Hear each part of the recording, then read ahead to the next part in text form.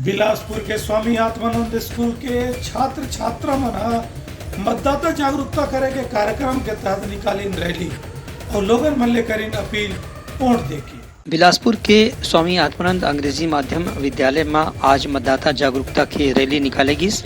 एबेरमा school में पढ़ने वाला छात्र छात्रा मन तीर्थघाट के क्षेत्र में रैली निकाल के लोगन मन से मुलाकात करीन और उनला मतदान के संगे संग लोकतंत्र के महत्व के बारे में बताइन। एबेरमा विद्यार्थी मन नारा लेखन और चित्रकला के माध्यम से भी मतदान के महत्व के बारे में लोगन मन ला जानकारी दीन। चुनाव आयोग है एदारी ऐसे घोषित करे है कि 100% मतदान पर युवा मतदाता मन के संगे संग स्कूल और कॉलेज में पढ़िया लड़का मन के भी सहयोग लेना चाहिए। यही पाए के सामाजिक संस्था और शैक्षणिक संस्था में लगातार मतदाता जागरूकता के कार्यक्रम आयोजित करे जाते हैं। ब्यूरो रिपोर्ट उत्तलंघा न्यूज।